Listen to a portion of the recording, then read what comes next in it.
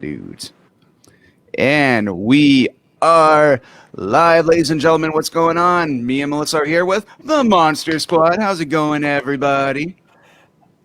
Hanging in there, doing good. How you guys doing? Oh, I'm doing great, man. Especially because you guys are here. This is just amazing. So happy this is happening. Um, Before we even begin talking about the past, we should talk a little bit about the future for those everyone just joining right now. Um, the last time you were on the show, Andre, you were talking about a little documentary you made called Wolfman's got NARDS, and it just got a release date, and it's happening this month. Can you tell us a little bit about that? Yeah, that did. We were kind of in the embargo of not being able to talk about a release date right when, last time we hung out on your show. But Yeah. yeah, it got released a couple days ago. October 27th is going to be the main VOD and Blu-ray DVD release date, which is kind of awesome. It's pretty good timing. Nice. I like Should it. be working for, people on Halloween weekend that either are not having Halloween activities, or if they are having Halloween activities, they can, they can order that. They can download it digitally on iTunes. That link is out there now, or they can pre-order the Blu-ray on Amazon and a couple other places. Or you can just rent it and download it on whatever your preferred VOD platform is, be it Amazon, iTunes, Comcast, Dish, Spectrum, all that good stuff. Amazing. And Ryan, we have never met before until tonight. And I would just like to say it is a pleasure to meet the man who was defending people from bullies long before Captain America was. But Ryan, how are you doing? How are you doing, dude? Tell. I'm meeting you for the first time. So is Melissa. How feel you? I feels good. I'm good. I'm all right. I'm like just isolated my apartment for I don't know what is it 3 years now. How long has this been going on? So Two and a half. I've lost all track of days and times. I can care less if it's Saturday or Tuesday. But I'm doing good. I'm doing well. I'm alone. I've got my little apartment downtown Los Angeles. And I've got movies and books, stacks of books to read. I'm writing a bunch now. Wine helps. I don't know. I'm doing okay. Amazing. Okay, boys. So, as we delve deep into the past, I would like to hear very much your first impressions of each other. So, Andre, what did you think of Mr. Ryanlambert when you first met him? I don't know if what's funny is I didn't know Ryan until I think, what is it, 2-3 weeks before we started shooting. You and I ended up meeting at a party, and we're like, oh, it's you, and you're like, oh, it's you, and it's like, I think we're doing a movie together next month. No, I mean, he was cool. We were at a party. We were all dressed kind of cool and had a lot of hair product and looking bitchin'. And we just kind of hung out. And I think we have some photos from that night, that we've kept and we pull out every once in a while and laugh at. Nice. I think it was in, it's in that building at the top of the tower. No, it was at where the Hollywood Athletic Club is in the bottom now, that old kind of stone building across from Cat and Fiddle. Oh, okay. Yeah, I think it was upstairs in that party space. Right. Yeah, and I mean, cool dude. I mean, he was fly. He was Mr. Cool, and I mean, I kind of was too, I think. Oh, for sure, Mister. But no, we just kind of hung out and became pals, and then we started working. What do you have to say about this, Ryan? Like, let's hear your interpretation of meeting a. I remember someone was. I just remember walking, I think, into like some party, and like someone was talking to me, and I was like, "Who is that? Who's talking?" And I was like, "Oh, hi down there. You're the leader of the monster squad? Okay." No, we were. I think we were like instantly pals because even like, while we were shooting, or even right beforehand, I had to like go off and do some training for learning how to use the bow and arrow properly. So I was in a Roxbury Park, I believe, or Pico. I don't remember what park it was. But yeah, I had a trainer teaching me how. But you know, Andre had a whole setup in his backyard. He's like, just come over and we'll just shoot bow and arrows in my backyard, and it was So cool. much more efficient than the guy in the park, and it just felt more fun. So you know, I got to use the bow and arrow, and I got to in the film steal the bow and arrow and all that. But you know, Yeah. Andre did teach me how to actually use the thing. So there you go. Well, And I think that's a good thing because that guy in the park had nothing to do with the movie. It was just some random dude in the park, Ryan. So I don't know what you're hanging out with that guy for. I love the Amazing. scene I where just you're walked where up to you're. a guy and I was like, "Can you teach me how to use this?" Yeah. I love the scene where you're stealing the bow and arrow because it was like almost. It was just so like looking around and it was super like funny to see you amongst all those people out in the open when you stole it. I love as that we part. Yeah, those montage sequences were pretty quick. They were shot pretty quick. You know, it was, they set it up, and then Fred just said to me, he goes, steal the bow and arrow that's on the ground. He goes, but do something funny. I'm like, okay, do something funny. Like I'm the monkey. You know, like, let's do something funny. So I don't know. I can't remember what I did, but I made a little face. I did a little bit of You're like, is everybody looking? Is no one looking? And then I'm out. And then they were like, and that was the end of that. Okay, so gentlemen, Jonathan Hale Reynolds is saying, I literally just put on Monster Squad to watch this evening, and this live show popped up in my feed. Great way to kick off October. no. We agree. This is why we're doing it today. In fact, gentlemen, thank you very much for coming on the show today, because Montreal just went in another pseudo lockdown for 28 days where we're not supposed to hang out with our friends or loved ones in different. Ooh, So yeah. we're gonna on this show, we're gonna try to entertain the crap out of people all month, and we're starting off strong with you two. Yeah. We have Wow. Melissa. Do you have a question for Ryan or Andre here as I get a clip ready? It's a question I've wondered. It's really random, but I want to know where was like the hair and makeup trailer when you guys were shooting at the big spooky house on Shadowbrick Road? Like, where's the base camp in that situation? Where was all that? I think Shadowbrook Roadhouse was on Universal backlot, I think. So base camp was like across the street from Shadowbrick Road. It's just one of those houses that is on the backlot because we kind of shot mostly on Warner Brothers main lot, Warner Brothers ranch lot, and a little bit at Universal. And yeah, I think that it was just I don't think those houses are even there anymore. I think they've replaced them with something else. But that was just sort of like a cul-de-sac or an enclave little setting of old cool style houses that you can dress up, just facades. And then the interior of that was all on a stage on a set. But yeah, that was that's the cool thing about movie magic is not everything's an actual practical location or set. And it just kind of funky. It's neat how they stitch it all together and make it look natural. But it fools a lot of people sometimes. But no, it's right there on the back lot, I think, of Universal, if I'm not mistaken. And are there tours for tourists, basically like bus tours of, let's say, the town square and things like that? Sorry, I was drinking tea. I think they do that. You Like love the Warner tea. Brothers backlot tour. Yeah. And have Yeah. you been on them? Yeah, the Warner Brothers backlot, like the whole square.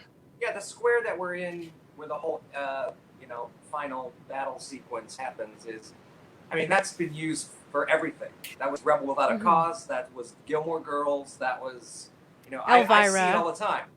I'm watching TV. Elvira, yeah, and I'm like, oh, that's the Monster Squad set or whatever. The funny thing is like the set where like the diner that we used. You're seeing it from this angle, camera's pointing at it, and like you were saying, where's the crew or where are the trailers and stuff? It's like literally like right off, like across the street, like in the Munsters house. You know what I mean? Like you can't see the Munsters house, but we're like really right. We're right across the street from it. So I mean, now That's it's like amazing. painted pink or whatever, but I mean, it's like, and those houses are all completely empty, obviously, and like that's where we would eat lunch, like in the Growing Pains house or the Munsters house or whatever, you know, that street. I mean, that street is Desperate Housewives, you know, that's whatever they call Wow. the street, the Wisteria Lane or whatever. Mhm.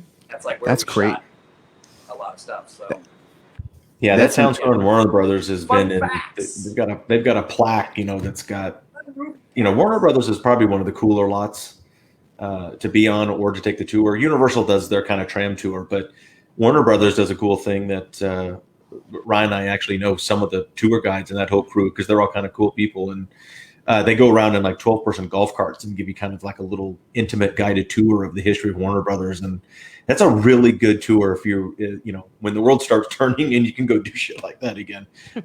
You know, go check the Warner Brothers one out because they're cool people that are the tour guides, and it's a really neat tour because you get to see some cool stuff. And what's interesting about kind of you know, the lots, you know, the set and the areas and the towns and the cities, like right behind the facade of the like City Hall on Town Square is Paris Street. And so Paris Street, it's, you know, like a, you know, a block or two of what you would think, you know, mid-century Paris would be. And that's actually where they shot Casablanca. Wow. And then across from that window, when he comes out in Casablanca, you know, when they're invading Paris and they're escaping, it's that little cafe where they shot La La Land, where she worked in the little bakery. So it's like, you know, it's all you never know what's right across the street from each other. So it's, you know, it's really neat to go around the corner and see all that stuff. Amazing. Oh, my brother had a question here. Nick, it's my brother. Brent Challam, who played the part of Horace, passed away in 1997 in his early 20s. Can you share any memories that you might have about him? Oh, that's an awesome question, Nick. Yeah. Go, Lambert. I was like going to say, I'm like, tough. you guys are having Tough. a Mexican standoff. He was a sweet kid, you know. He was really super excited to be. We were all excited to be there, but he, you know, there was a wonderment to his, you know, demeanor. Like he was just constantly like, "Hey, what's up? You know, you know, can I hang out with you guys?" And we always had a handball game going outside of our school, our little, you know, room that was our collective school, and we would have a handball game. So I remember teaching him how to play handball, and he was terrible at it. I liked I think we played a practical joke on him once. I might have just jumped out of somewhere like boo something, and it took him down. He was like, you know, he like totally freaked out, and I believe either Fred or one of the producers like told us not to do that anymore. Wow. But we were just kids. We were all having fun. Yeah. Andre, what about you? He was just Oh, sorry. Yeah. Sorry about that. The delay is screwing all of Oh, us yeah. up. Ryan, that was an absolutely beautiful story, yeah. and really humanizes a human being that I only saw in character for a short amount of time. So thank you very much for telling us that story. Andre, do you have a similar story of either, you know, lovable mocking or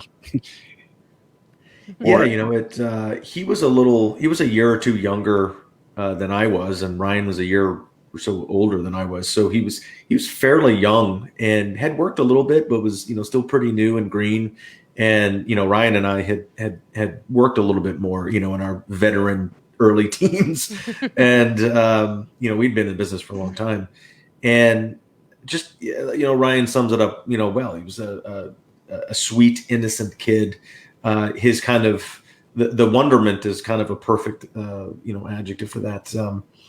You just kind of, all of that came through in his character, which made him even more real than just some kid playing another kid.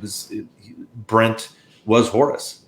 and it wasn't like there was no facade there really, or no kind of like mugging it up or trying to create something out of that's artifice or anything. It was all kind of real and natural, just came through them, and I think that's what really resonated with a lot of the fans that connected with Brent as Horace, and that's everybody's one of their favorite characters, that they're like, Horace is the badass, and Rudy's the cool kid and Horace ends up being the badass. Yeah. My name is Horace is definitely a phrase that I hold near and dear to my heart. Yannick saying, "What's up? What's up?" Yannick, I'm Hey, sure you're watching. Hey, with Yannick. Saber. His son has the same jacket as I do. So yeah, Saber's so cool. So there are so many people making comments and stuff like that. I would just want to. People are saying they're literally watching Monster Squad at this exact moment. That's crazy. That's just. We have Robert Elder who had a question as well, dear. How does it feel to be a cult icon for so many of us 30-plus-year-olds? It's a loaded question. That's Ryan and I, we get a kick out of that because we talk about it, and we get to go, to appearances or screenings or conventions, or just sitting around having a grilled cheese at our favorite diner. I don't know if we really. I think we understand it. I don't think we consider ourselves that, but we wear the badge proud, because I think you would be doing a disservice not only to yourself, but kind of all the fans that have given you that badge, because it's because of them that you are, and not many people walking around on the planet get to get to say they're in that kind of in that realm or that club. It's a very small number. So I certainly appreciate it and respect what it is. And it's always kind of cool. It's you got to take what you can get. I wasn't a rock star, so it's that's always like the ultimate cool. I wasn't in bands and super bitching like Mr. Lambert, but holding something like this with Monster Squad and all those fans that 30 plus years later became this crazy thing that did not kind of peter out or die, and then has become like this amazing kind of army of fans out there that have just kind of held you up in this kind of respected esteem. I think that's pretty cool. Amazing. Cool. What about you, Ryan? 30 plus years later, all us 30-year-olds that worship this movie, how does it feel after all these years? Well, I mean, I almost feel like it's a spoiler. Like, go watch the doc. That's what it's about. There you go. What the documentary is about, and you will see, our answers within that world of. It's just been, it's been so many years since it came out and tanked.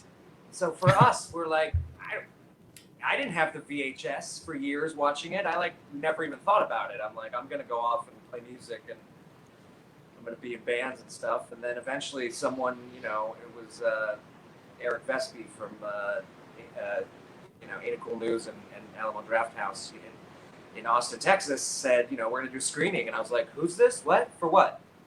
And they're like, we're going to do a screening of the Monster Squad. And we were like, and I was like, why? Like, that's a terrible idea. Like, there's gonna be like 4 people there. Well, we got there, and it was Easter weekend, I think, and there were 2 completely sold out screenings. And that was the first time after all these years where I was like, wait, what? Like, people still watch this shit? Like this is crazy. And I thought that was it. It was a one-off. For some reason in Austin, Texas, it's like a big thing, and no one else knows it. And then all of a sudden, it was just like kabam, and it was everywhere. And like we were going to conventions, and we were meeting people, and there were T-shirts, and people were dressed like us, and I was like, this is absolutely bonkers.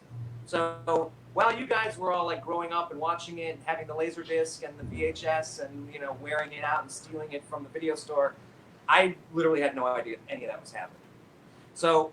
Wow. To have it like kind of hit you all at once was a little overwhelming, but now, like Andre said, like we get it. I don't feel that way. Like I'm a cult icon, woohoo! But like it does feel. It's an interesting thing to have that happen to you much later in your life, and not have it like be this thing that gradually happened. Well, maybe it prevented you guys from being dicks. Like if the Monster Squad was a runaway hit, and all of a sudden you're surrounded by wealth and cocaine at a fucking young age, you would have grown up to be pieces of crap who would never do our show. I've been banned since I was 14. Yeah, I've been traveling and playing in bands since I was 14. So yeah, I know all that. Wow. Yeah, okay. We got some great clips. Everybody, keep asking your questions, and we will definitely get to them. But Ryan, aka Rudy, I pretty much have there's a scene that stands out in my life where I always wanted to be a cool kid because then I could do this for somebody else, and I find myself pretty much probably when I was younger being the kid on the floor as opposed to the kid that stopped the stopped the bullies. But I really want to watch this clip with you guys. And this is the world's first introduction to how cool Rudy was. And coming to the aid of Mr. Horse, let's take a look at this classic clip that made everybody not only fall in love with Rudy the character, but the Monster Squad in general. And you guys weren't even a squad yet. All right, check it out. Good evening, ladies and gentlemen, and welcome to our show. Tonight's question, what makes a fat kid fat? Fat kid? Get out of here, EJ. Get out of here, EJ. Nope, Not a good answer. Doesn't make any sense. Let's go to our man on the street, Derek. Hi, I'm Derek, and I'm in the street where Fat Kid is blocking traffic. Fat Kid, can't you stop eating? Look, I have a glandular problem, okay? At least I don't have a stupidity problem. Did you say faggot? What'd you say? My name's Horace. Horace.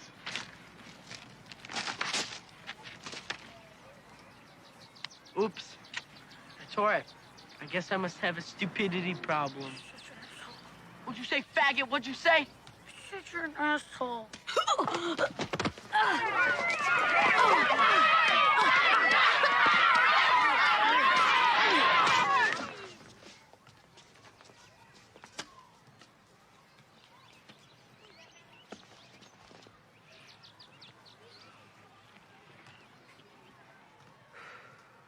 Hey, Rudy. EJ? See, you met my friend Horace. You okay? Rudy, Shh. You dropped your candy bar, EJ. It's his. It's yours now. Rudy. Eat, Rudy, I'm not gonna sit Eat here up. and eat. and we'll call it a day.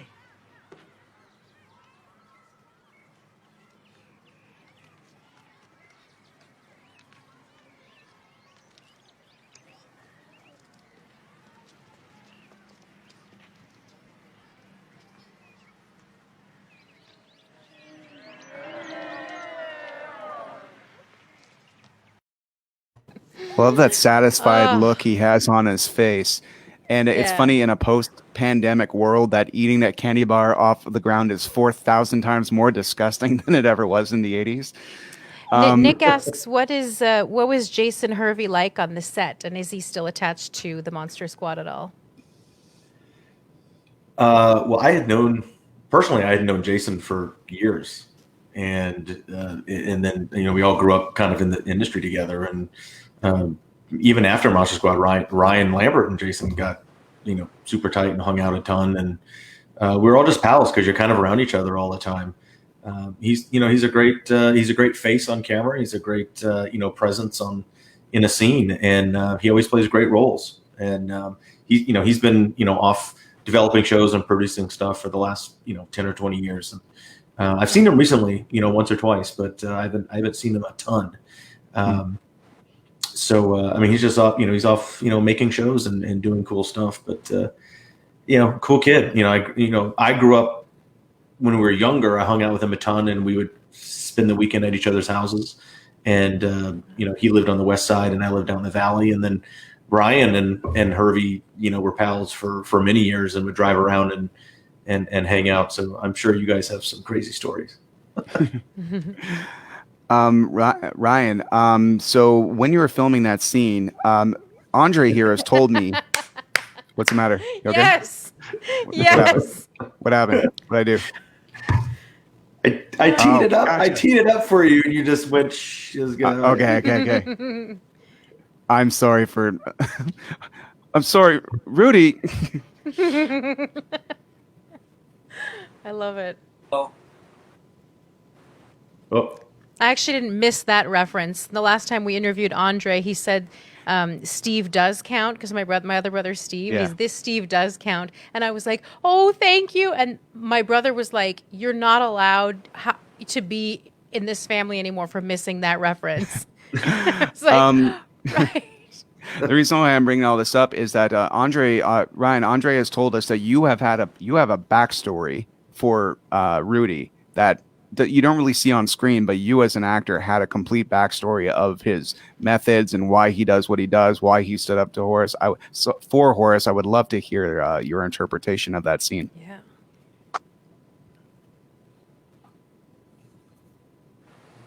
well, it kind of all started when I was being fitted for wardrobe. Uh, they had like 4 or 5 jackets that I was trying on, to see which one looked the best on camera. And she put the one jacket on me that I actually wear in the film, and I didn't like it. Like I was like, ugh, like this doesn't feel like something I would wear. And she looked me right in the eye and she goes, "You're not playing you." And I was like, whoa. Like that. Now I had to like figure it all out a little bit. And so, reading through the script a bunch of times, I just started realizing that like no one really knows who this person is. You see Sean, you see his mom, you see his dad, you see his sister, you see the family. Dysfunctional as they may be, you see what's happening in their lives. You kind of can guess the rest of the kids.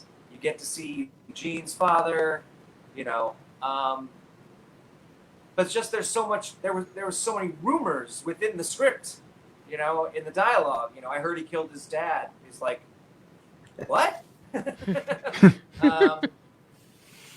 So you just kind of have to figure it out. Where, you can say like, oh, he's,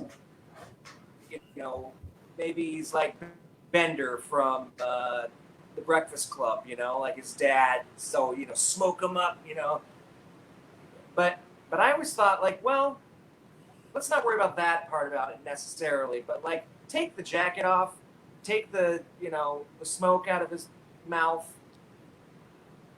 put his hair down a little bit, and he's just a kid that like probably just is lonely, wants friends, and somehow knows a shit ton about monsters more than a monster club. And how to kill them. He knew all the answers. He knew where all the maybe he studied them before because he knew like I'm getting in this club. I'm getting in this thing. And he did have obviously like he was defending Horace, so like he had like something. There was something in him that just like was drawing him to these particular kids, even though he was older. And then of course when he discovered Patrick's sister, I mean that was a no-brainer. He's like, I'm definitely in this, whatever the hell this is. I'm staying. But yeah, I always feel like everyone's like, oh, he's so cool, he's so cool. Like people say like, oh, James Dean's character in Rebel Without a Cause is so cool. It's like, not at all. Watch that movie again. Zero cool.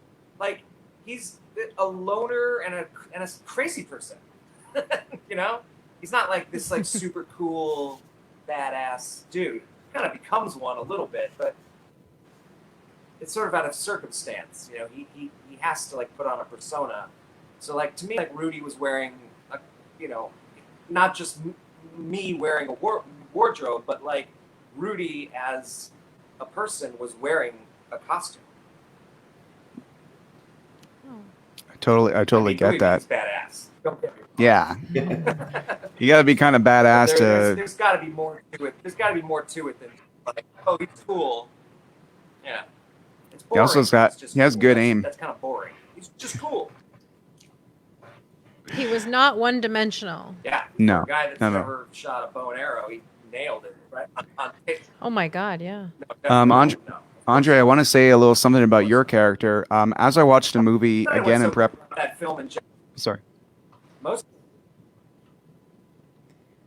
Oh, sorry, Ryan. Please continue. There's about a 5-second delay between the two of us. No, sorry. Yeah. Yeah. Seems to be. I was just gonna say. I was just Please. Oh, sorry. I was going to say that I think all the characters, that's what's so great about the Monster Squad, and so great about the screenplay itself. Like, it wasn't just like, oh, here's some kids doing stuff. It's like backstory. The development of the characters is pretty heavy. I mean, the whole, just putting like an entire like wedge between a family in the middle of a, monster invasion. Mm-hmm. You kind of like get the feeling that there's a little bit more to this whole thing than what you're just seeing, especially when you're a kid watching it. Maybe that stuff like goes past you a little bit, but as you watch it like over and over again, as you grow older, it's like there's a little bit more to the story than meets the eye, I think. That's such a great point. I know that when I was watching it growing up, I would gravitate towards the kids, and now that I'm older, I can kind of see the arguing between Sean's parents. So it's a movie that grows on you, I guess. For sure. I think if it was just a bunch of kids swearing, like, for no. I think if it was just a bunch of kids, like, just swearing and getting in trouble, it wouldn't be, it had to have some heart in it. Please, you're saying, Ryan?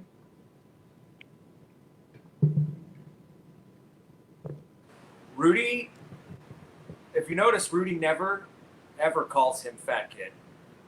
Nope. And he doesn't swear.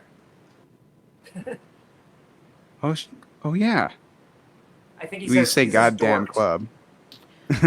He says, yeah. That's about it. But like, yeah, I don't consider that swearing, but yeah, I guess. But like, I mean, like really harsh stuff. Like, I mean, obviously, there are words that you cannot say these days, especially in film, but in life in general, like it's, they've become bad words. And they've always been bad words, but in the 80s, that's what kids talked like. That's how they talked, As shitty as that sounds, that's just the way it was. By the way, Yannick's son, Saber, who's awesome, is asking if you smoked a real cigarette in that scene.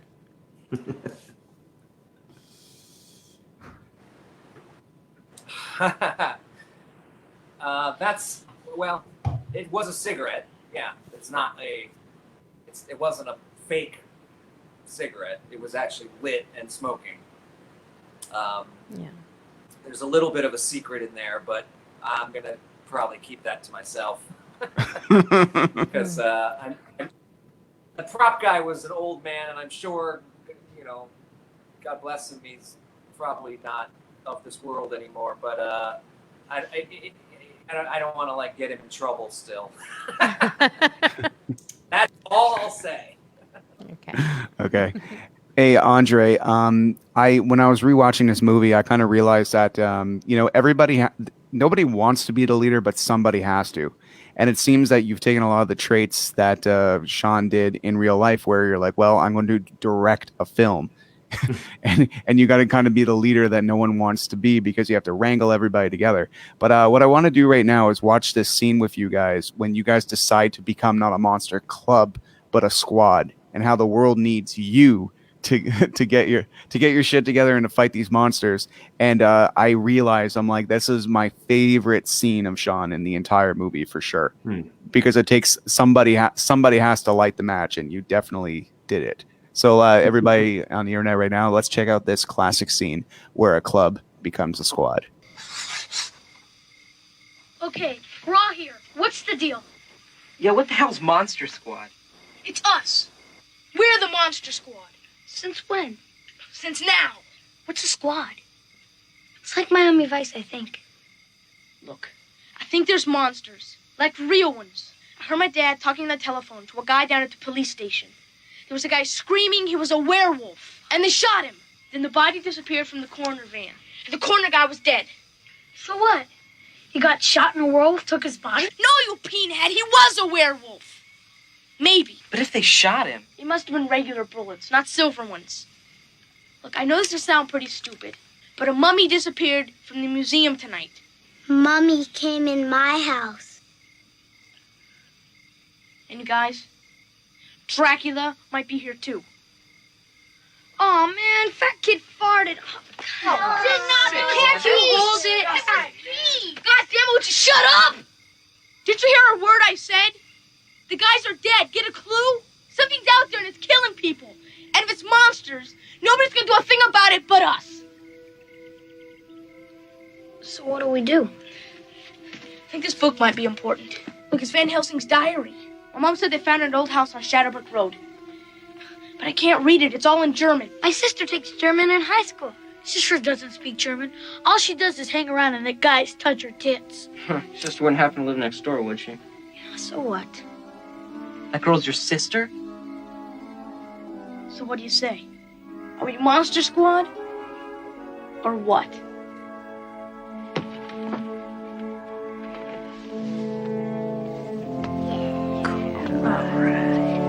How does that dog get up here anyway? I love that line. How does that dog get up here anyway? It's absolutely amazing. I know. Thanks for enduring that, guys, because I know you've seen these clips probably a billion times, especially you, Andre, with your documentary. But everybody online, I just love. Every time I watch these clips, I feel the same way I did when I was a kid, where I'm like, there's something special happening in this movie, and the comedic timing. Just adding that line, how does that dog get up here anyway? Was that like an overdub, or was that like in script? Yeah, I think that was actually on the page, and everybody always asks, how does Pete get up there? And they just cut it out, but we actually they shot the scene like there's a dumbwaiter, so we hoist him up in a dumbwaiter, and like we pull him up on a pulley, which is kind of rad. Which I think Fred totally stole from which Bond movie was it, when he goes up the cliff face and he has to go up, and then I was like, hey, that's a dumbwaiter. I was like, I know where he got that from, because Fred's a big Bond guy. Yeah, I mean, it's one of those scenes that, you know, that's where the kind of group and the story takes a turn, because things are real. Ryan alluded to it earlier about the backstory and actually the character development of everybody in the movie, especially the squad members. That's the one thing I lament that we don't see in the final product of the movie that got released, is, you know, in the script and on the page, there was a lot of backstory with these kids as individuals and as a group, of how tight knit that they were with each other, how knowledgeable they were of the monster lore and the literature and the history and comic books and how everything ties together. And they were, you know, reticent at the beginning about doing anything, but they're the only ones that figured out what was going on. And in earlier drafts and, you know, in a longer movie, you would see that kind of typical, you know, hey, you know, dad, or hey, grown-ups, you know, this is happening. And they're just like, yeah, whatever, you know, silly, you know, go back to your comic books and your crazy video games. You're being insane. And the adults weren't going to do anything about it. So it's left up to us.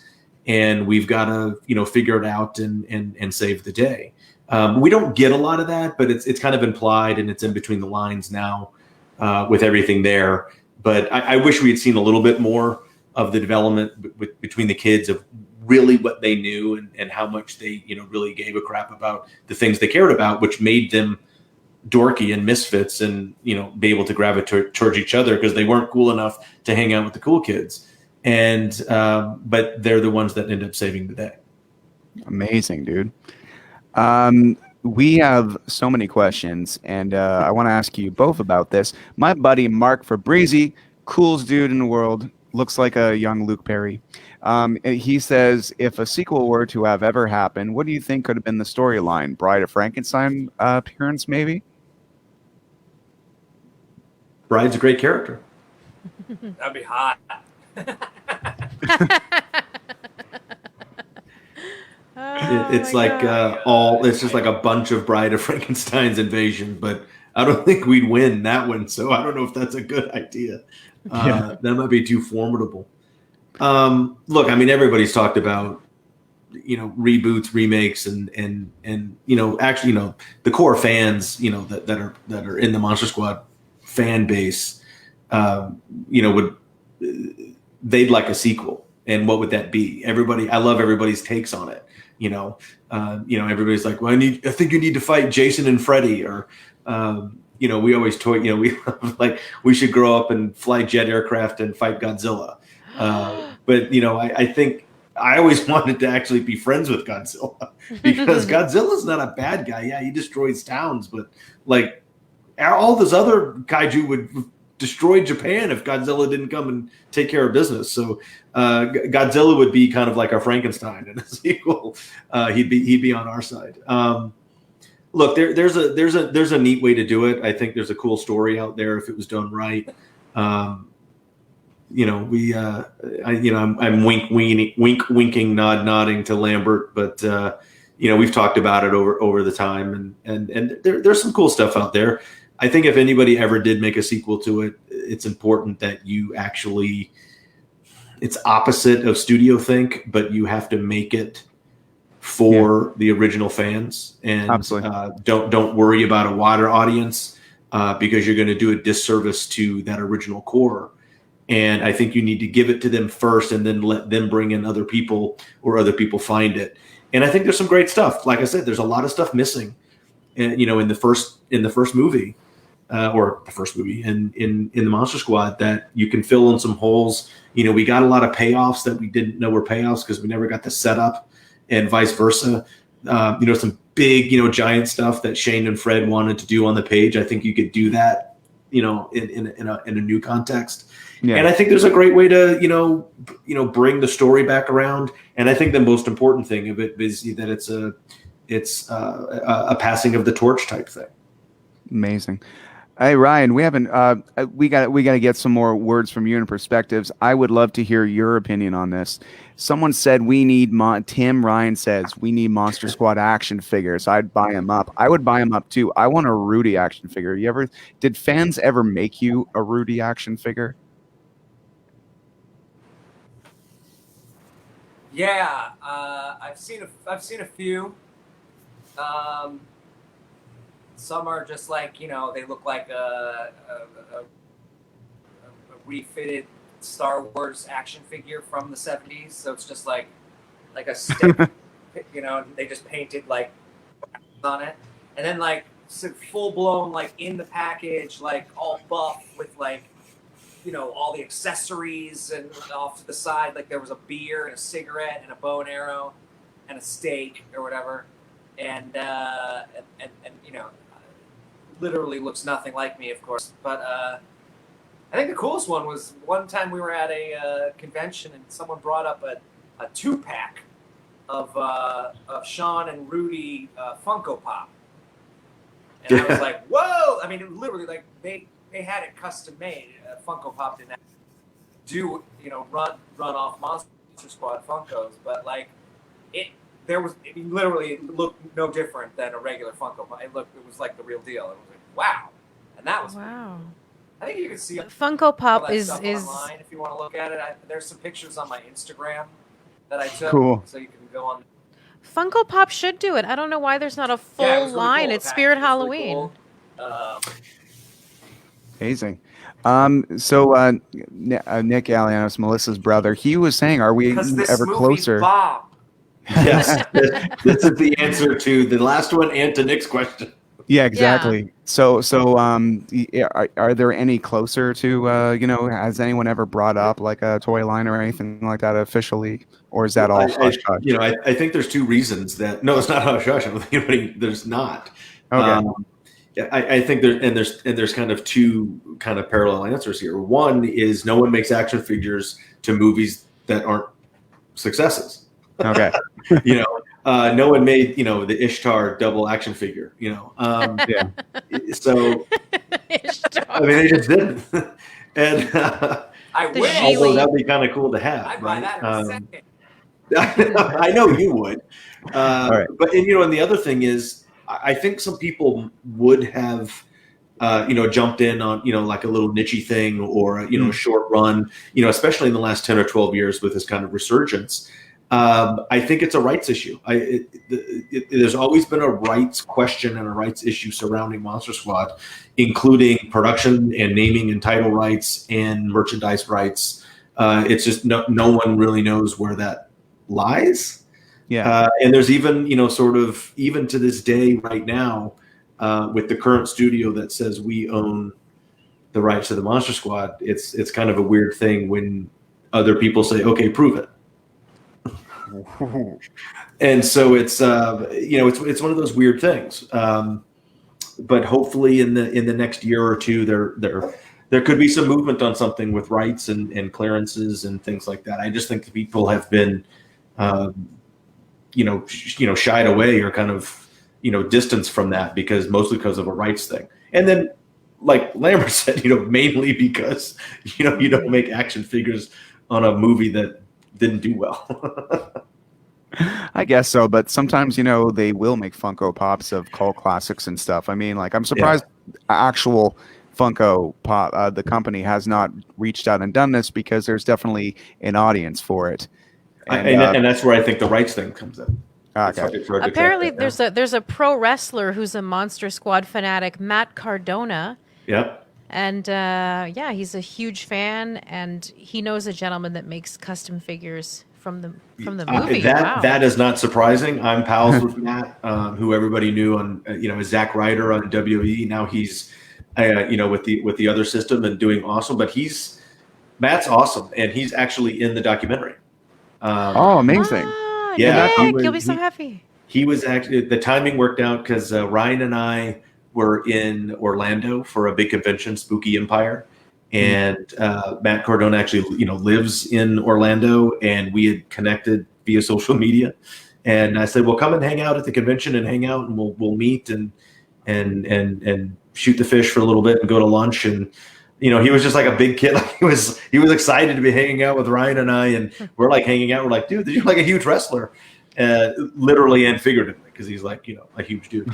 And but awesome dude, really nice. And I just texted him the other day, after the release, of the doc went out, and said, hey man, just so you know, this is legit, that's official, and I'm gonna hit you up for some, tweeting it out to your like 2.3 million followers that you have. Yeah, please give us your followers.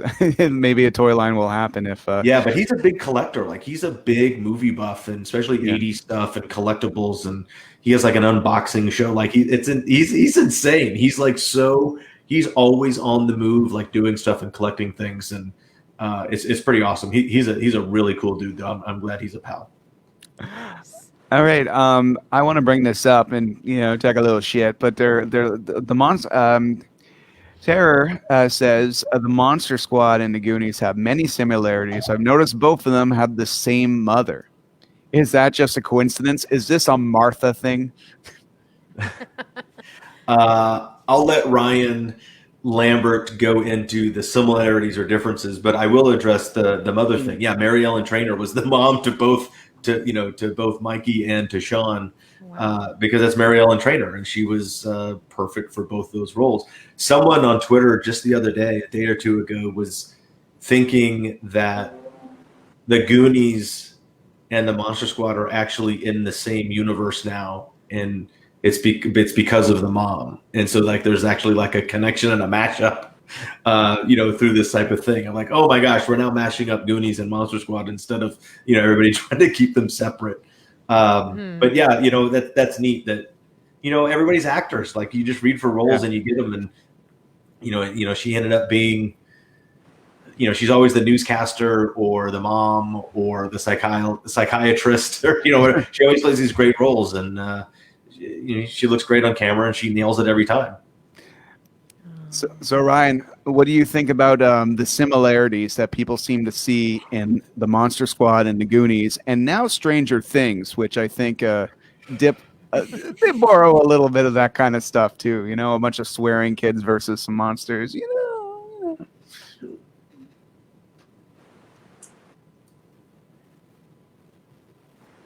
This delay is so strange. Okay. So, well, they're both the Goonies and the Monster Squad are both movies. So there's that. Yeah. I guess there are kids in it, so that's pretty similar. The Goonies was like a bunch of misfit kids who went on a little weird adventure running away from an old lady and her two bumbling idiot sons. And I believe their goal was to find some sort of treasure so that they could save their town from becoming a golf course. I think I've got that right. The Monster Squad is about a group of kids who battle Dracula to save the world. So I don't know the similar. And the thing is, people always ask me who would win in a fight, the Goonies or the Monster Squad. And Monster Squad. You mean like if they were fighting each other? Like why would they fight each other? They're both good guys, but it's an obvious answer. Like the Monster Squad would destroy those little shits. And, there's no way that they could. I mean, I guess we're outnumbered. We're outnumbered, maybe. But They would have them eating chocolate off the floor. Now? Like we have like vortexes, and we could just go bye. Yeah. All right. Oh my, yeah. Everybody asks about If maybe if we teamed up and fought monsters, but they don't have. They don't have the fighting skills. We're fighting monsters here. We're physically killing creatures. And if we teamed up, they would just be standing behind us going, "Oh my God, what's happening?" I think an interesting thing in a comparison, not to kind of besmirch the Goonies and that script, because all the kids are great. They're all friends. Like we all grew up with those kids, and they're awesome people. So it's not like a personal thing. I was engaged in a conversation either on another podcast or something not too long ago about the difference in the way the kids actually treat each other and their kind of connection and bond. And it seems like everybody was in there, sort of in similar positions. But it was an interesting hot take if you separate how we view Horace and how they view Chunk. And it was an interesting conversation that someone was talking about, that it's actually like the truffle shuffle. Like nobody else makes him do that but his own pals. Like they make him do that before he can do anything. Yeah. And they get off and they giggle and they laugh because he's funny. And I think Chunk, played by Jeff Cohen, who's now a very successful entertainment attorney, wow. And doesn't look like none of us look like we do as kids, but.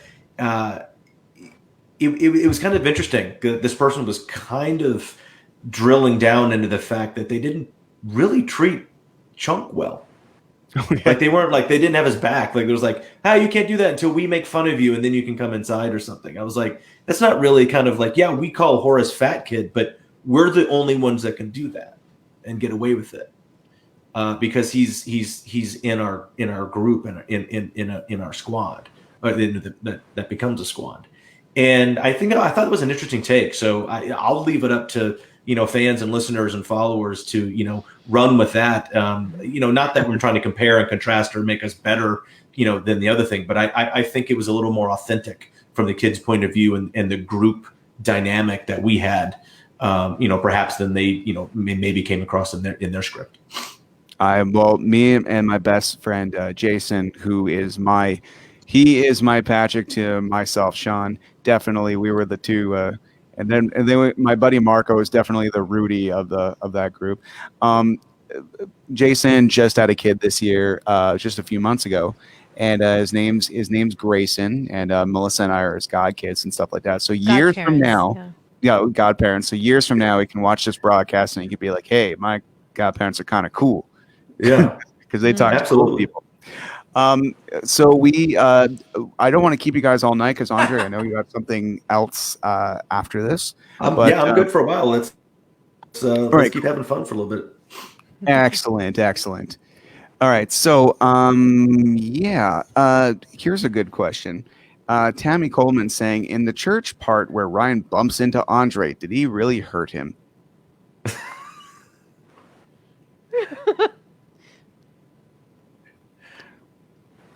No, I'll say no. It's called acting. Like, he's supposed to bump me out. So, it was. What was that? It's it's just blocking. It's like, I'm going to bump you a little bit. It's just blocking, It's just the way. Also, there's ways to do that where it's not as it looks better on film than it did when we were actually doing it, It's more dramatic, I think, in the film. But I probably just nudged him a little bit. But it just looks like I almost knocked his ass over.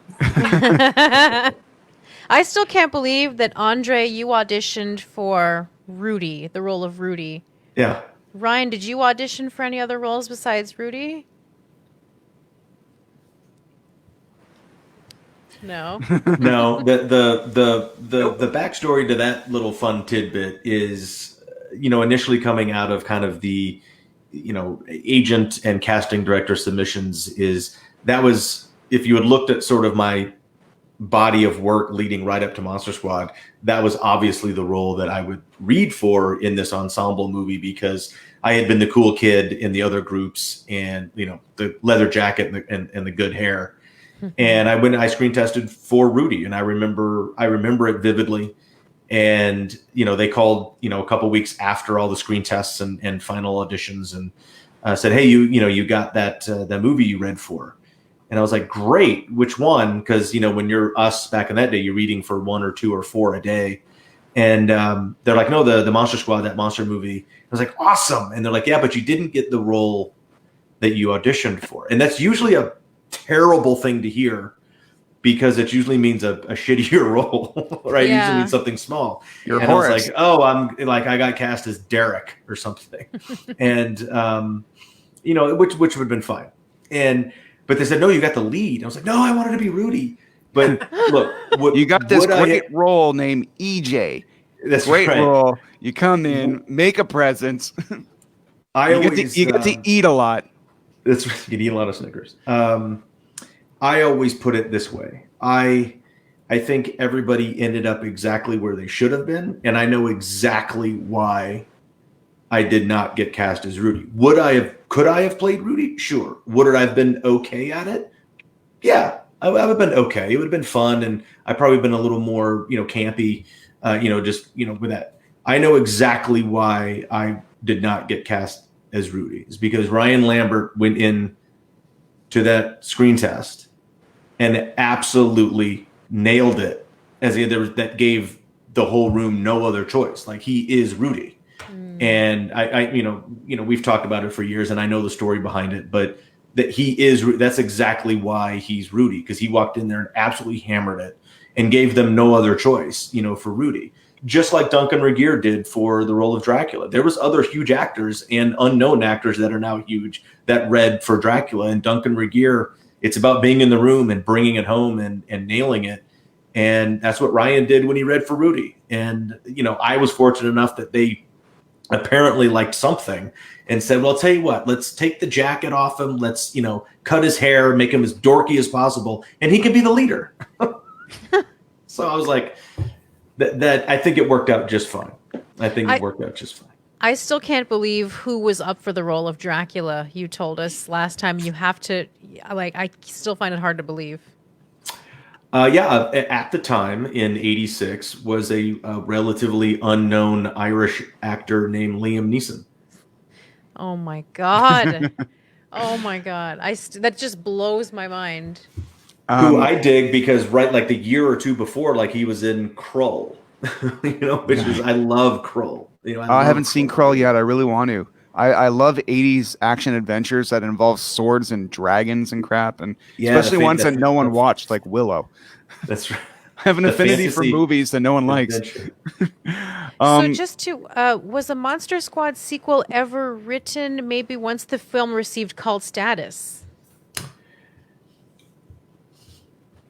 Not officially. Okay. Not officially. I know Fred and Shane would probably bang out a draft of a sequel if someone wanted them to. They've had those conversations with studios and other things. Again, it's a rights issue, and it just doesn't work out. There's been a couple fits and starts. Ryan's heard this story a bazillion times, but he's part of it because we kind of batted it back and forth for a while as we spent so much time with each other the last 10 years. There's a really cool sequel story. It's not a screenplay. It's a really cool sequel story on a laptop that would be a really cool follow up to it because it has all the things that we think should be in there, and it's pretty neat. Amazing. Oh my God! Please let that happen. Ryan, since we have you on the line, and I've never had you on the show before, I would really like to. Someone is bringing this up. Jonathan says after the live show is over, everyone should go on YouTube and look up Ryanlambert singing "With or Without You" on Kids Incorporated. It's 80s greatness. Ryan, tell me about being on Kids Incorporated. And make sure you cut me off because there's a lag, and when I don't keep talking, it gets strange. So talk any second. Oh hell. Tonight's question: why is Fat Kid fat? Kids Incorporated was a show on television.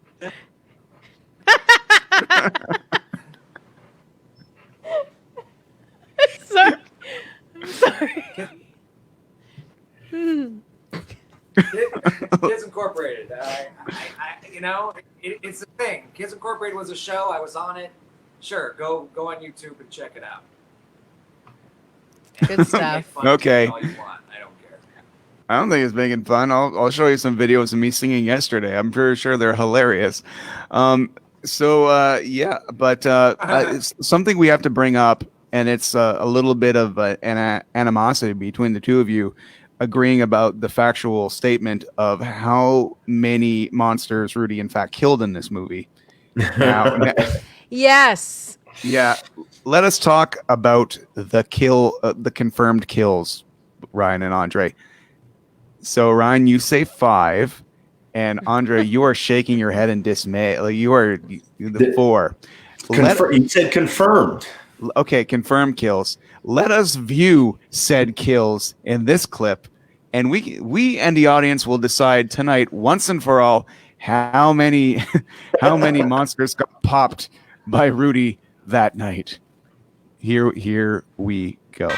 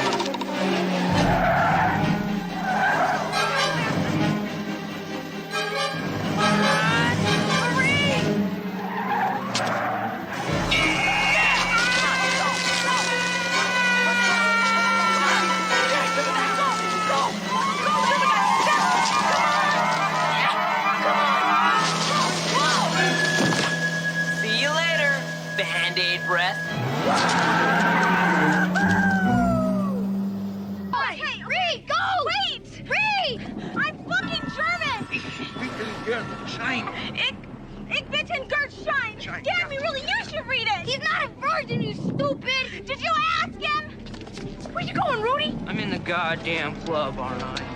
I don't believe you.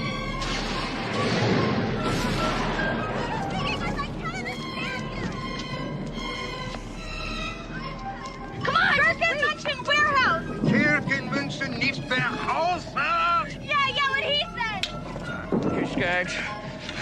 Come and get it. I don't believe this.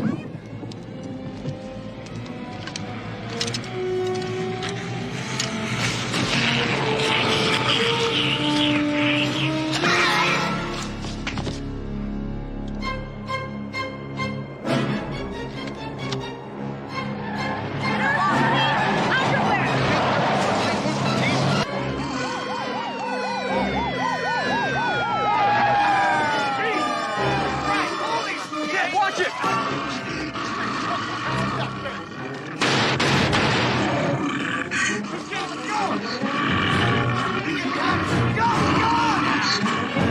Are you absolutely sure that she is...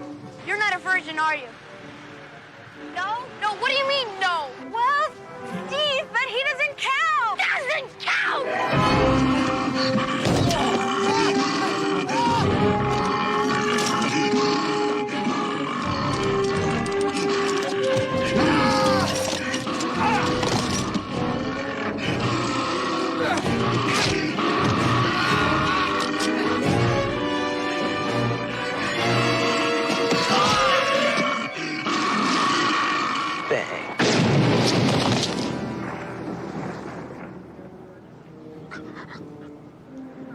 God.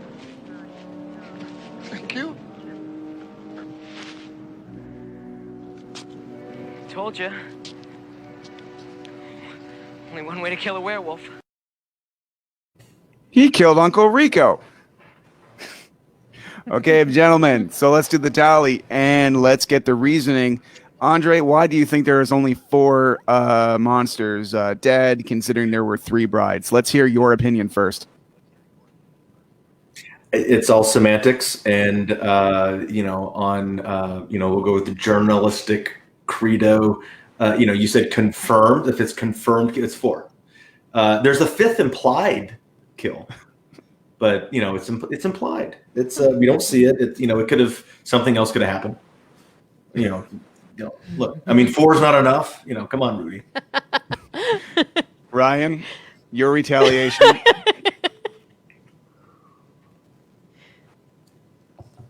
I'm going to change this actually, now that I'm thinking about it a little more. I'm going to say 6. 6. Oh. Because there's the 3 vamp chicks, the mummy, the Wolfman, and the man who is the Wolfman. So now it's 6. Oh. Oh man. Hmm. No, same guy. I give you the implied 5th one. I give you the implied 5th one, maybe. You don't get 6 because it's the same guy. Come on. Nick, yes, Patrick did help. He made business. Wolfman, he's the man. I killed the man. But you didn't shoot him twice. Oh my God! See, this is what we do all. I always give him grief because he got to kill all of them. Well, I think everybody in a Monster Squad helped out a little bit because Horace shot the Gill Man from Creature of the Black Lagoon. Phoebe let go, so she killed Frankenstein right there. I mean, if she was a stronger child, Frankenstein would still be with us. Let's just. Good Lord! Oh my God! She didn't kill Frankenstein. He went into the other world. I know. Right now. And then Sean got the granddaddy, the head vampire. So yeah, it's a good kill. It's a good kill. You were dragged in your high tops across the street and managed to kill not Liam Neeson very successfully. Gentlemen, this has been absolutely amazing today. I hope you guys have just a little bit more time because we do have a lot more other questions coming in. Yeah, and there are so many people that this movie is beloved to everybody who sees it, especially maybe not everybody saw it, but they saw it eventually. And the ones that do, I always gravitated to the fact that all my friends didn't see it. And it was that kind of like, that great secret that I could show them, like that cool band. If everybody liked this band, it was cooler to like this band. and I know that Ryan, you're not only a music fan, but you're a musician. What kind of bands were you both listening to, or music listening to, while you were young teenagers on the set of the Monster Squad? What were your favorite bands back then? Oh, I'll go first and make it quick because I was much lamer. Oh, shit. Much more lame. At that time it was 86, 87. I loved kind of 80s radio, but we were fortunate enough to also live in LA. So we had the initial, we got some radio play from New Wave, like from K-Rock. And so, I loved New Wave type stuff too. Duran Duran, The Cure, Depeche Mode. Ooh. On top of all, Michael Jackson and, Paula Abdul and all the other fun stuff that was on the radio.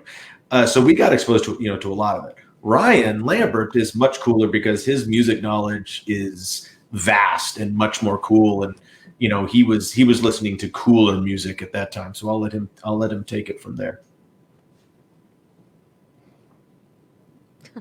I think that's good music, though. I like that music too. Yeah, I listen to it to this day, I still listen to almost every genre of music there is. My dad is sort of an aficionado of 50s and 60s and 70s rock and soul. So there was constantly records spinning in our house, being introduced to everything you can possibly imagine. But when I finally, grew up and discovered my own, identity as a music lover, I really gravitated towards a lot of like early 80s Los Angeles punk rock bands. Black Flag, X, Circle Jerks, TSOL. It was all that stuff, and a lot of British punk stuff too, and New York CBGB stuff, Debbie Harry, Elvis Costello, the Ramones, of course, and stuff like that. But I was also listening to weird, crazy voodoo jazz music, and like Andre said, it was of the time. So we also liked Madonna, Huey Lewis and the News. The Beastie Boys was kind of like my jam style. I saw the Beastie Boys open for Madonna on Like a Virgin tour. And they had Lord! And then a year or two later, the third row, I think, at the Universal Amphitheater. Yeah. Yeah, and then a year or two later, I went to. Oh Jesus! Oh no! Sorry, I'm stepping on him, but he's going to say the same thing. It's the fucking internet. It's okay. The Beastie Boys had a dual concert with Run DMC. Whoa! And cool. Ryan and I went to that at the. He went a couple times. I only went once, but that was at the Greek Theater. That was a rad show. That's amazing. Didn't you edit a DMC? Ryan edited a DMC collaboration with the local band Slaves on Dope. Yeah, Slaves on Dope did a collaboration with Daryl because he put out an EP full of 4 of his original songs, and Slaves on Dope were one of them. And I co-directed a music video called "Coming Like a Rhino." So yeah, that's rad. That was fun. And then we went up to Jersey to celebrate Free Record Store Day weekend with Daryl in 3 different places. Went to Staten Island and 2 places in Jersey. It was a lovely weekend. He's a great dude, and he's tall and. Lord, the gun show on him, man. He is a fit individual.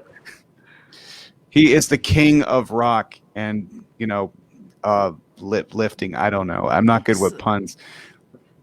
You're saying, Melissa, say something to the. Yes, the gun show. Yes, perhaps he should call the vet because those pythons are sick. That's all I got. Wow! Oh, wow! Instant classic right there. I love dad jokes. Okay. Amazing. I can't believe that, Ryan. I can't believe you got to Oh see. my merciful Lord. I know this is not Monster Squad topic, Ryan, but can you please tell me about the visceral audience reaction that Madonna's fans had to the Beastie Boys on the on that tour? Because I've heard stories from their interviews, her interviews. Like apparently that just did not go very well in general. But how was it for you in the audience? Like, did the audience like the Beasties back then?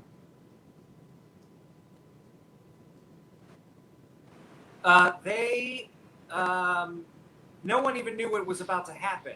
They just came out and did their thing. They were drinking beer and spitting it all over like 12-year-old girls dressed as Madonna. And it was very unsettling, for sure. I know that a lot of mothers and fathers that brought their children to see Madonna, who in her own right was like this sexual being rolling around on stage in a wedding dress. So there was that anyway going on. But after the show, you go outside and there's like the merch booth, whatever. And I believe I'm probably the only one that bought the Beastie Boys shirt. So Wow. I wore that till it disintegrated off of my body because I just worship them to death. And I now to this day I wish I would have also bought the Madonna T-shirt because that was probably pretty cool too, the design or whatever of it, and just have it as a vintage thing. But yeah, I'm pretty sure like I might have been the only one at the Universal Amphitheater that like was all of a sudden immediately like a gigantic Beastie Boy fan. Okay, cool. Oh, sorry, Melissa. Do you have something to say? I was just curious about because growing up, we had a Monster Squad to talk about with our friends and cousins and brothers and sisters. You guys didn't have a Monster Squad growing up because you are the Monster Squad. So what were the movies that you were like, oh my God, this movie, I've seen it like a zillion times. I worship this movie. What would that have been for the two of you? Especially one that only got its just desserts years later. I think, boy, at that time, in the mid '80s, a singular film that I had watched a ton, or had, it was probably something like Grease. Oh, cool! Which is a great movie. And then in the horror genre, my favorite horror movie is April Fool's Day. I just like that movie. My favorite classic monster is Creature from the Black Lagoon because he's different and he's cool, and those movies are kind of badass. But you see so many movies as a kid because you would go every like Thursday night with your pals or Saturday morning with your other pals, and you get to absorb a bunch. But I don't know what I was watching like left and right then. Huge Star Wars fan, obviously. Indiana Jones fan. Those are all awesome. E.T. was huge, so you remember that stuff. So if I had to pick one, it would probably be Star Wars, the first one. Excellent. And Ryan, tell us, what movies were you loving back in the day? Like, what was your Monster Squad?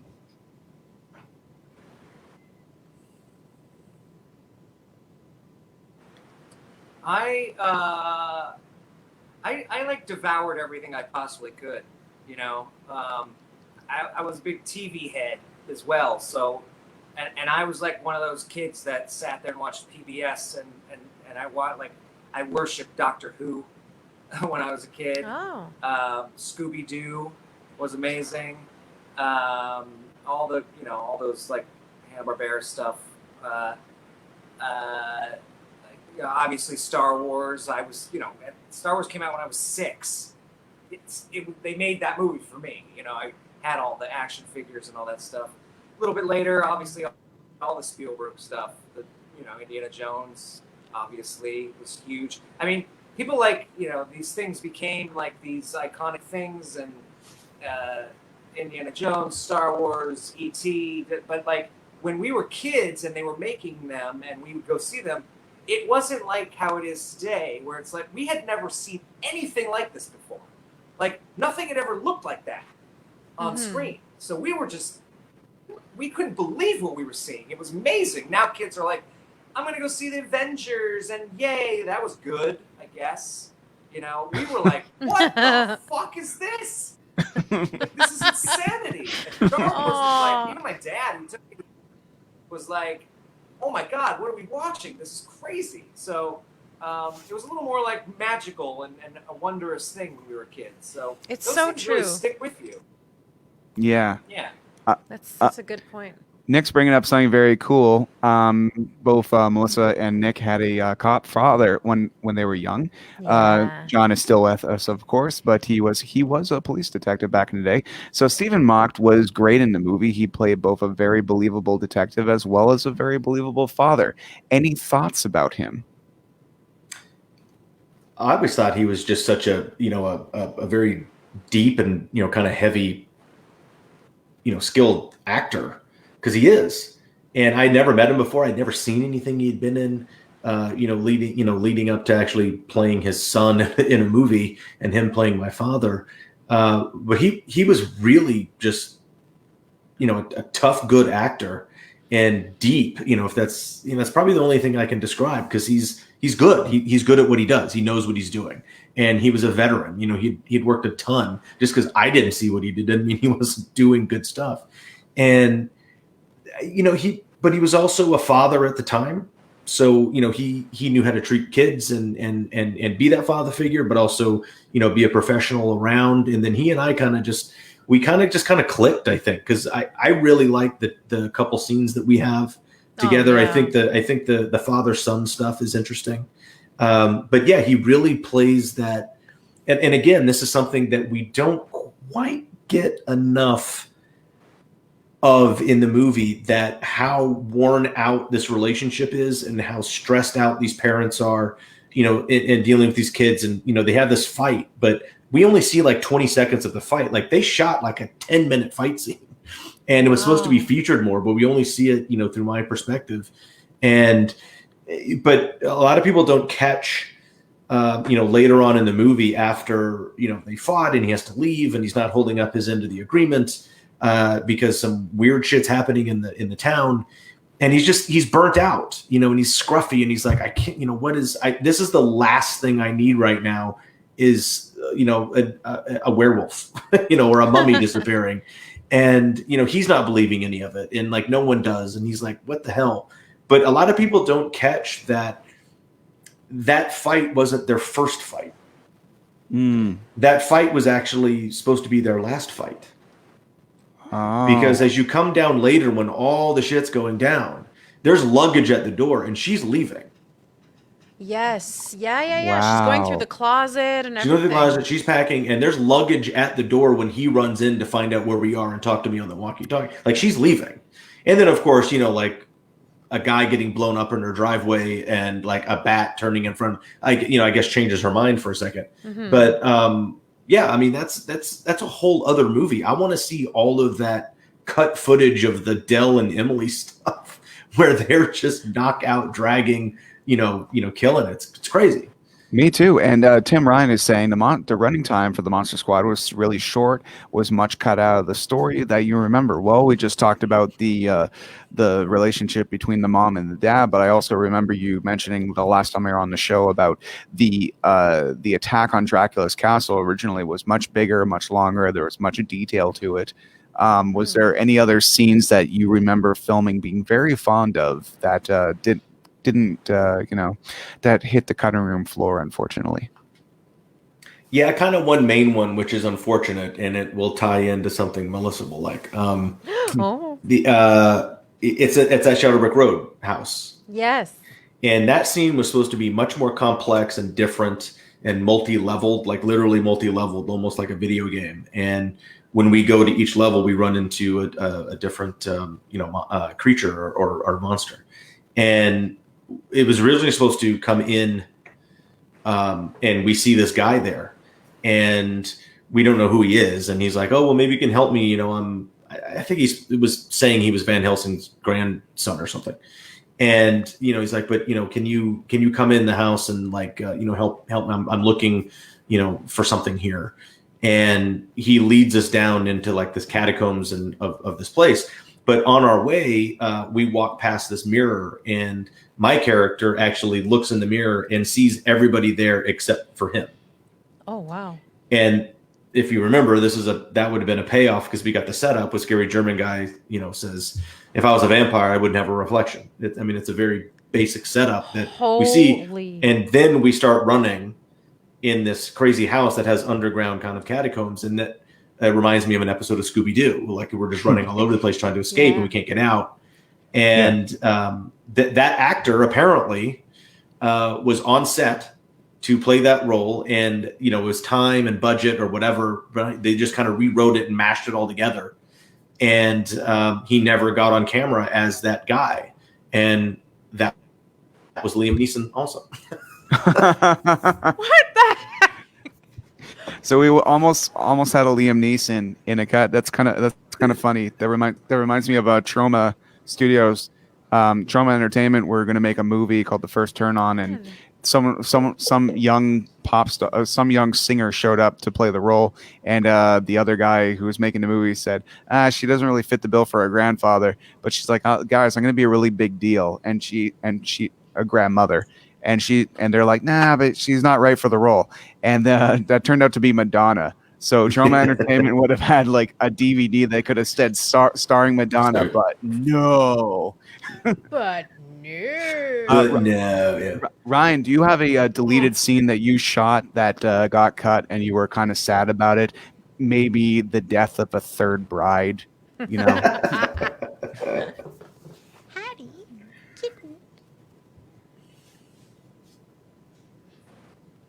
There is more to a scene where I put my arm around Lisa Fuller, Patrick's sister, after all the madness is over. That is also a confirmation that Rudy gets the girl. He says, she turns to him and says, do you still have those pictures of me? And I said, yes. And she says, where are they? And I said, they're at home, under my mattress. And then I put my arm around her. Oh. They only cut all the dialogue out, and I just put my arm around her. But, I mean, we do, like, walk to the army guys together. I'm holding her. Rudy got the girl. But if they would have kept that damn scene in, it would have just been like, yes, Aww. That's what I remember shooting. There was other tidbits here and there, but I think that was the main one. That was a cutting room floor type shit. Amazing.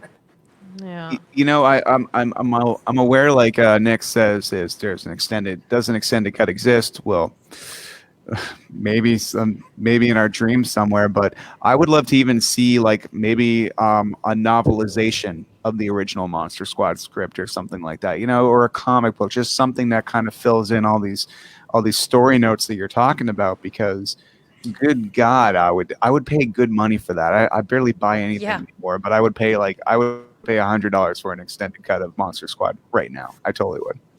Well, they did some deleted scenes in the 2007 DVD, but it wasn't all of them. No. And it should have been like the one that Ryan was talking about, and more. And the scene where they actually stake Dracula at the beginning of the movie, because that's how they blow it. That's a great scene, and they have that in there.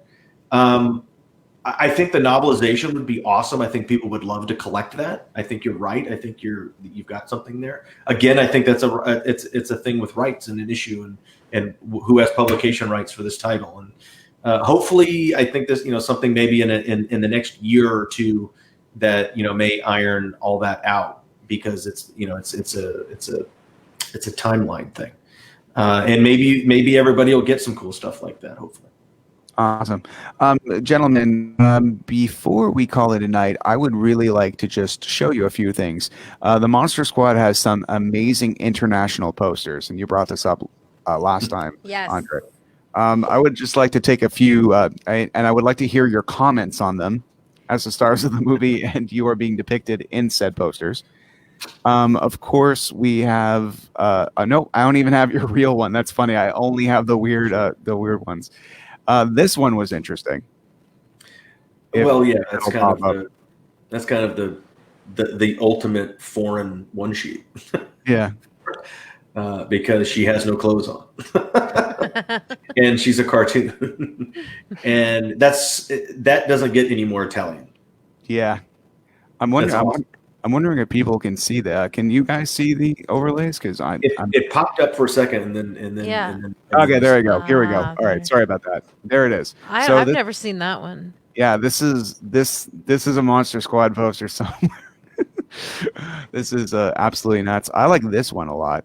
I thought this one's pretty cool. Yeah, that's cool. That's actually a artistic Vance Kelly is a well-known artist that made that art piece in, I believe, 2016, 17. Wow. And that was a big seller for him. That's one of my favorites. That's really cool. That's a Vance Kelly print. Amazing. Okay, and next we have this one. This one's pretty cool. That's Ryanlambert's favorite one. Ryan, tell me, why is this your favorite one? The Monster Squad, starring young Hilary Swank. That's why he likes that one. He thinks I look like Hilary Swank. No. Which I'm fine with, because Hilary Swank is gorgeous. Maybe her little brother or something. Yeah, I'm always fine with it. I don't know what this. I mean, I get it. Brent looks a little kind of weird and corny, and Ryan looks like, yeah. Ryan always says he looks like Tommy Lee Jones there. Okay, and what about this one? That one's pretty rad. That one is, that's got to be. What is that one? I don't know where that one's from. But yeah, that's a funky one too. Between all the international one sheets and some of the like the Japan and Korean one are just really neat, very very of the era. And the European ones, the Spanish one's pretty bitchin'. That's the German, or that's the Dutch or the German one. Monster Bus, of course. That's so cool. Which one's this one? I thought this was awesome. That's Spain. That one's a really neat poster. Yeah, Spain or Mexico. I think it's Spain. Well, there's one I know that is one of your particular favorite ones, and it has a great factoid of why. And I saved this one for last. Andre, tell everybody why this is your favorite Monster Squad poster. Well, I think it should be. That's the Australian one sheet, and it's the only one that has the hero of the movie on it. It's the only one that has Phoebe. Aww. It's true. People forget that Phoebe's the actual hero of the movie because, if she didn't read from that book, no matter how many 5 or 4 confirmed kills that Ryan had got there, they wouldn't have really gone anywhere without Dracula being sucked into that hole. So that's right. So, and it's actually kind of a cool poster. Also, it's got some movement and some design. What was that, Ryan? 6. 6 confirmed kills. No, 4. He killed the werewolf and Uncle Rico from Napoleon Dynamite. That's it. We didn't start a new thing here. Damn it! Don't reinforce this. This is not good. Now I have to deal with this. Everybody, you have to remember that the actor who played Uncle Rico in the Monster Squad, the werewolf. Dynamite. The werewolf in the Monster Squad was played by Uncle Rico in Napoleon Dynamite. So I'm sure that a lot of you don't know that factoid. Andre, you told us that last time. And Melissa and I, when we do the dishes every now and then, we're like, can you believe the werewolf's Uncle Rico? I know, right? Like, it's crazy. Oh my God, that just blew my mind too. I never even knew. John Grease, who's probably one of the best character actors ever. Yeah, is also my favorite thing he did is Laszlo in Real Genius, but nice. He's also an ex-agency pal of Liam Neeson in Taken. Oh my God! Do you think Liam Neeson is like? Do you think this? Liam Neeson is bitter about his experience on Monster Squad? Where they're like, "Hey, Mr. Neeson, I heard you're almost on Monster Squad." Monster Squad, you say? Huh? I waited on that set all day for them. I was supposed to play a man who was invisible in the mirror, but they didn't seem to have pretty time good. for me. That's a good Neeson. That's why there needs to be a sequel. People will lose their minds for it, and then if Liam Neeson starring shows up, Liam Neeson. no, as like his Dracula's brother or something, and then he says something like, "You never could handle this properly," or something. No, I know. Real fans will know. I know what happens. Liam Neeson's daughter gets taken by Dracula, and he gets a phone call. He doesn't have a particular set of skills. Amazing. Guys, this has been absolutely awesome. I believe we had a time frame, and I really want to I really want to respect that timeline and not wear out a welcome, so you guys will come back on the show one day. Guys, thank you so much for coming on. This is a crazy time in the world, and I think we all need something to look forward to and have some fun. And thank you for having fun with us and everyone else who is commenting. This is all about us tonight, Monster Squad fans. So thank you very much for this. Yeah, well, thanks for having us and me again. I appreciate it. We'll come on anytime. It's fun to hang out and chat, and everybody stay safe and stay well, and we'll all get to hang out again soon. But we're going to take you up on that. You have to understand, if you say that, we are going to take you up on that. Oh, that's totally fine. That's fine. I love it. I mean, I can't wait for you guys to see the doc. When Wolfman's Got NARDS comes out. Where and when? That's so VOD and Blu-ray DVD actual release date is October 27th in US and Canada. So amazing. In shape. And but right now you can actually pre-order the Blu-ray on Amazon and a couple other places along with the DVD. The iTunes pre-order link just went live yesterday if you're a digital download type person. So you can pre-order all that now, and it's waiting for you on the 27th, and you'll be the first people to get it. Or you can wait till the 27th and purchase or rent on any of your VOD platforms, whether it's Dish Network or Spectrum or Comcast or whatever your cable service is, or Telus. And so I can't wait for you guys to finally see it, because we've talked about it twice. Yeah. Maybe we'll come back on after you do get to see it. We can talk about another movie. Yeah. Please, I could talk Monster Squad day and night, and really with the new platform, it's all about these amazing people who are watching, commenting. It's all about them. And one of the amazing people watching is a gentleman who's bigger and handsomer than me, named Nick Gallianos, and it's his birthday in a few days. So originally, this broadcast, I'm going to say right now, was if we did it last week, we would have celebrated Melissa's birthday. And if we did it next week, we would have celebrated Nick's birthday. So happy birthday to the Gallianos children. Yeah, absolutely. Happy birthday. Oh, thank you. Yeah, happy birthday in advance, Nick. Amazing. With that, as we go, everybody, we're going to play a trailer for Wolfman's Got NARDS, coming out for the first time in a long time. Hold on, I'll give you, here's a little treat. Ready? Yeah. Happy birthday to you. Happy birthday to you. Happy birthday, dear Melissa. Happy birthday to you.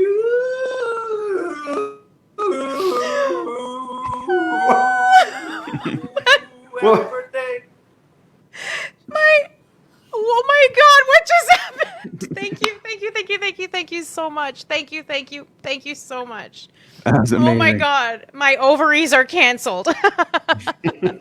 Thank you. Lovely. Such a huge crush on Rudy growing up, and that's just, words are failing me, so thank you.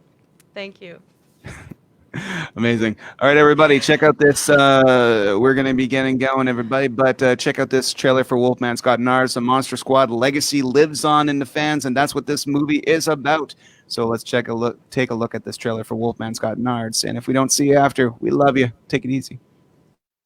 It's just something that I've always known. I can always go back to it. It's helped me through some really hard times. That emotional comfort of coming home. That safe net when I didn't feel safe. It takes me back to my childhood every single time. It's like hearing that great rock song when you get your first kiss or something. You always are going to remember it. How many of you had never seen Monster Squad before tonight? You're welcome. The seed for the movie was I want to do the Little Rascals Meet the Universal Monsters. Scaring the hell out of kids seemed like a great idea, and then the laughs played against that. It was a crazy time. Everything happened very fast. This is probably the biggest thing I'm ever going to do. I didn't know that this would be such a formative beginning. When Dracula lifted her up, He hissed at me. I didn't have a lot of work to do because she was actually terrified. On an opening night, we went to all the theaters that it was playing in. I will not forget that. It was a huge hit. And by it, I mean the Lost Boys. There was 7 or 8 people in the theater. And then it disappeared. I never got the sense that this movie was finding a new audience or that its original audience were enjoying it again. The first time I ever saw Monster Squad, I was at a sleepover party with a friend of mine. It was on HBO. Every time we go to the video store, that's what I'd rent. I even had a bootleg DVD. The word got out. Everything we had seen up till then had all been kid stuff, and this was the first taste of something dangerous. These kids are real kids. We were a part of the squad. we went to school with them and we are them. this movie resonates. They put up the ticket saying Monster Squad reunion. It sold out real fast. Wait, you know this movie? I did try to start my own Monster Squad. We never actually performed any jobs. You find lifelong friends because you have this one weird thing in common that nobody else knows about. This is a zine I did. It's called I Had Rudy. Wow. What a really pleasant surprise that this seed that we planted grew into something. It's like shooting a basket in 1987 and then it doesn't go in until 20 years later.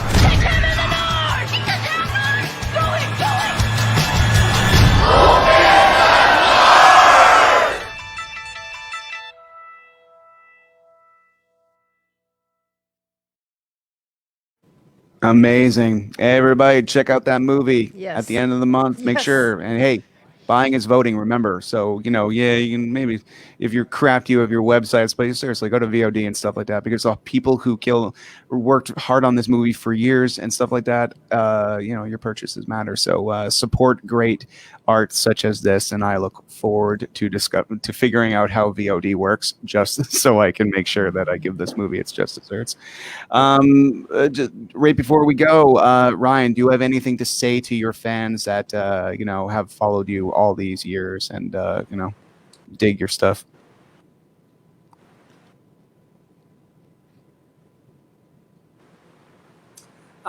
Somehow during all of this time, I'm managing to put out a new album by my band Kill Moi.